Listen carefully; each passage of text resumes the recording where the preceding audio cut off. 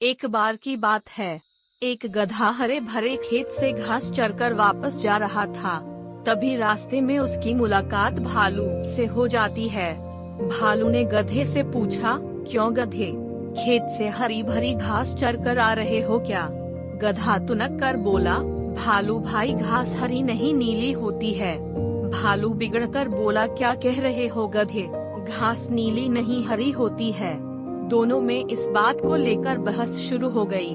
दोनों में से कोई अपनी बात से पीछे हटने को तैयार नहीं था। काफी देर बहस करने के बाद भी कोई परिणाम नहीं निकलता देख भालू ने कहा, ऐसा करते हैं, हम दोनों जंगल के राजा शेर के पास चलते हैं। अब वही फैसला करेंगे कि हम दोनों में से कौन सही है और कौन गलत। गधा भालू की इस बात से राजी हो गया और दोनों शेर के पास पहुंच गए। शेर उस समय अपना शिकार करके आराम करने के लिए जा रहा था। दोनों को अपने पास आया देखकर शेर ने पूछा, क्या बात है, इस समय यहाँ कैसे आना हुआ, और वो भी एक साथ? भालू कुछ बोलता उससे पहले गधा बोल पड़ा, वनराज भालू कहता है कि घास हरी होती है और मैं कहता हूँ कि घास नीली होती है। अब आप ही फैसला कीजिए। शेर ने भालू की तरफ घूरकर देखा। भालू बोला, वनराज, सब जानते हैं कि घास हरी होती है, ये गधा तो मूर्ख है। शेर भालू से गुस्से से बोला, मूर्ख तुम हो, गधे तुम जाओ, मैं भालू को 1 साल तक मौन रहने की सजा देता हूँ। गधा खुश होकर चला गया।